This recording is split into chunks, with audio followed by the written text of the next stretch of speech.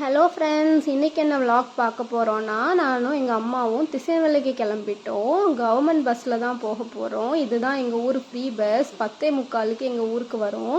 இதுக்கு வெயிட் பண்ணி நாங்கள் கிளம்புனோம். யாருக்கெல்லாம் என்னதான் கார் இருந்தாலும் இந்த மாதிரி பஸ்ஸில் போகிறது ரொம்ப பிடிக்கும்னு கமெண்ட் பண்ணுங்கள். இந்த பஸ்ஸுக்கு வெயிட் பண்ணி, இந்த பஸ் ரொம்ப ஸ்லோவாக போவோம், ஆனாலும் அந்த பாட்டை கேட்டுட்டு இந்த பஸ்ஸில் போகிற ஃபீலே வேறு தான். இது இங்கே எங்கள் ஊர்லேருந்து திசைவேலைக்கு போகிற வழி. இங்கே பார்த்தீங்கன்னா ஒன்றுமே இருக்காது, காடு மாதிரி தான் இருக்கும், ஆனாலும் நல்லாயிருக்கும். திசைவேலை ரீச் ஆகிட்டோம். திசைவேலையில் இங்கே கொழும்பு ஸ்டோர்னு ஒரு கடை இருக்குது. நாங்கள் இங்கே எல்லா மளிகை ஜாமானும் இங்கே தான் வாங்குவோம்.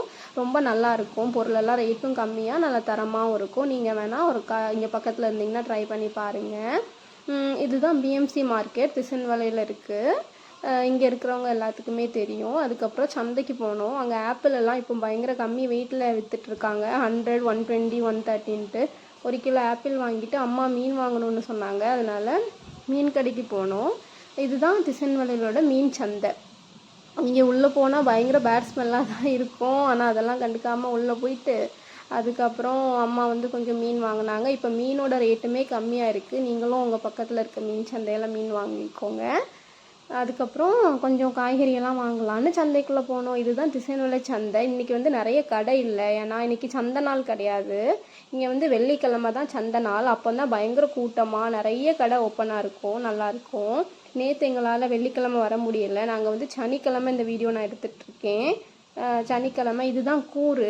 இந்த மாதிரி 10 ரூபாய்க்கு கூறு விற்பாங்க. இந்த மாதிரி உங்கள் ஊரில் கூறு விற்பாங்களான்ட்டு நீங்கள் கமெண்ட் பண்ணுங்கள். அதே மாதிரி நீங்கள் எந்த ஊரில் இருந்து வீடியோ பார்க்குறீங்கன்னு கமெண்ட் பண்ணுங்கள். இங்கே கொஞ்சம் நாங்கள் கூரில் கொஞ்சம் பொருளெல்லாம் வாங்கிட்டு ஃப்ரூட்ஸ் கடை இங்கேயும் கொஞ்சம் இருக்கும், கொஞ்சம் அப்படியே பார்த்துட்டு நாங்கள் வீட்டுக்கு கிளம்பிட்டோம். கிளைமேட் வரும்போது பயங்கர வெயிலாக இருந்தது. நாங்கள் ரிட்டன் போகும்போது மழை எப்போனாலும் வர்ற மாதிரி இருந்தது. அதனால மழை வர்றதுக்குள்ளே பஸ்ஸுக்கு போயிடலான்னு சொல்லிட்டு நாங்கள் பஸ் ஸ்டாண்டுக்கு போயிட்டுருக்கோம்.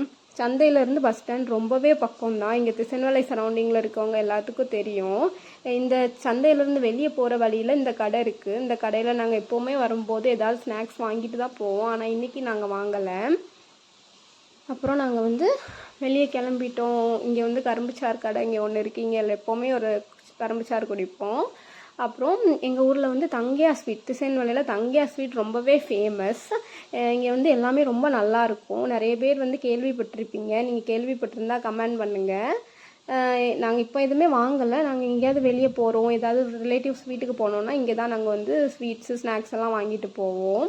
பஸ் ஸ்டாண்டில் எங்கள் ஊர் பஸ் நின்றுச்சு. குடுகுடுன்னு போய் பஸ் ஏறிட்டோம், ஏன்னா சீட் இருக்காது. மழை வர்றதுக்கு முன்னாடி நாங்கள் பஸ்ஸில் ஏறி உட்காந்துட்டோம். நாங்கள் பஸ்ஸில் ஏறி உட்காந்துட்டோடனே பயங்கர மழை வந்துடுச்சு. எங்கள் ஊர்லேயாடா மழை வருது, ஏன்னா எங்கள் ஊரில் மழையே இல்லை, பயங்கர வெயில், காஞ்சக்காடு மாதிரி கிடந்தது.